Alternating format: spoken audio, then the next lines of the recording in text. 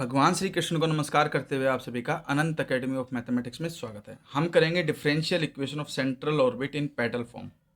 ठीक है, तो इसमें जो p है वो लेंथ होती है परपेंडिकुलर की from pole O to the tangent at P।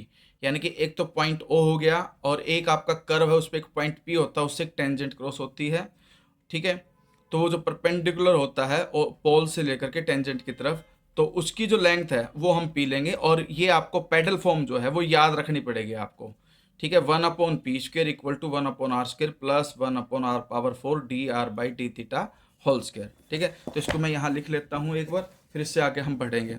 जैसे कि भाई 1/p² इज इक्वल टू में 1/r² प्लस 1/r⁴ dr/d θ²।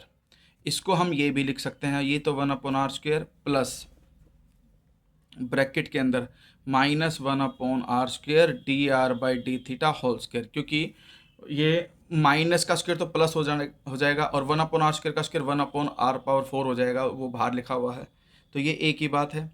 अब हमारे पास जो कंडीशन है कि भाई हम जो r लेते हैं वो 1/u, तो इस तरह से u जो है वो 1/r आ जाएगा।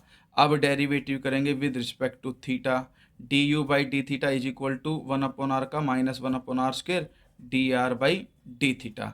तो du/d θ की वैल्यू आ गई। अब जो हमारे पास इक्वेशन है, ठीक है, जो स्टार्टिंग में इक्वेशन लेके चले थे उसमें इसकी जगह पे मैं क्या लिख सकता हूँ, du/d θ लिख सकता हूँ। तो इक्वेशन क्या बन गई, 1/p² is equal to 1/r को u मानता हूँ और इसका स्क्वायर है तो ये u² प्लस ब्रैकेट के अंदर du/d θ होल स्क्वायर, क्योंकि इस सारे की वैल्यू में du/d θ लिख सकता हूँ। ठीक है, इसके बाद जो नेक्स्ट कंडीशन हमारे पास आएगी, यानी कि जो इक्वेशन 7 अब हमारे पास जो ये बन गई, अब हम इसको फिर से डिफ्रेंशिएट करेंगे, डिफ्रेंशिएटिंग करेंगे विद रिस्पेक्ट टू थीटा। तो 1/p² है, एक प्रकार से p की पावर -2 है, तो इसका डेरिवेटिव करोगे तो -2 आगे p की पावर -3 और dp/d θ ये बनेगा डेरिवेटिव।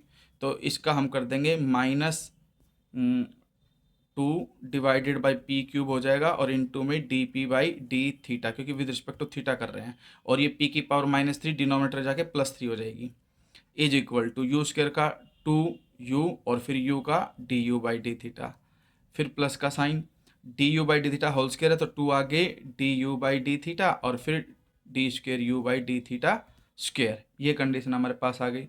अब हम इसको थोड़ा सा और सिंप्लीफाई करेंगे कि भाई ये तो एज इट इज़ है ही, 2 दोनों तरफ कॉमन आकर देखिए, इधर 2 कॉमन आया और इधर ये 2 है, ये कैंसिल हो गया। तो लास्ट में हमारे पास कंडीशन क्या बच गई, 1/p³ dp/d θ is equal to, अब दोनों में जो चीज़ कॉमन है वो कॉमन ले लेते हैं हम, du/d θ दोनों में है कॉमन ले लेते हैं। जब हम du/d θ कॉमन लेंगे तो यहाँ तो बचेगा u प्लस में, और ये बाहर जा चुका है, ये आ गया आपके पास d²u/d θ²। अब हम पहले ही निकाल चुके थे कि जो इसकी वैल्यू होती है वो f/, ये ध्यान रखना, ये हम पहले कर चुके हैं, इससे पहले वाली जो इक्वेशन थी differential equation in radial form, तो उसके अंदर ये कंडीशन निकल करके आई थी d²u/d θ² plus u is equal to f/h²u², ये कंडीशन थी। ठीक है, तो इसकी जगह पे मैं क्या रखूँगा, du/d θ ब्रैकेट में f/h² और u², ये कंडीशन हमने रख दी। इसके बाद हम क्या करेंगे, इसके बाद हम इसको सिंप्लीफाई करेंगे, यानी कि -1/p³ dp/d θ तो लेफ्ट में है, इज इक्वल टू वैल्यू डालने के बाद f² h² u² और ब्रैकेट के अंदर -1/r² dr/d θ, यानी कि जो आपके पास इनटू में du/d θ था उसकी वैल्यू मैंने वापस रख दी -1/r² dr/d θ। ठीक है, अब दोनों तरफ जो चीज़ कैंसिल हो सकती है उसको हम क्या कर देते हैं, कैंसिल कर देते हैं। कैसे कैंसिल होगी, नेगेटिव दोनों तरफ है, कैंसिल हो जाएगा। अभी रुको, नेक्स्ट स्टेप में कैंसिल करेंगे, dp/d θ is equal to f/h², u² होता है 1/r², तो r² ऊपर जा करके ये तो r² हो जाएगा और ये नेगेटिव बाहर आ गया, 1/r² dr/d θ, इस r² से r² कैंसिल, नेगेटिव से नेगेटिव कैंसिल, तो हमारे पास ये कंडीशन बच गई 1/p³ dp/d θ is equal to f/h² D R by D theta.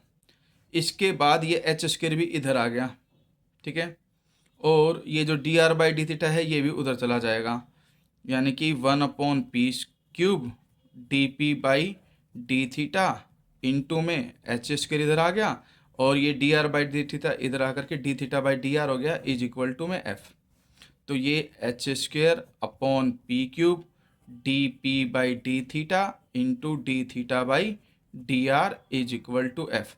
ये मिल करके डी थीटा से डी थीटा कैंसिल कर दो तो ये आ जाएगा h² D P by D R is equal to F. ये आपके पास पेडल फॉर्म के अंदर इक्वेशन हो जाएगी, ठीक है, which is the required differential equation of the central orbit in pedal form.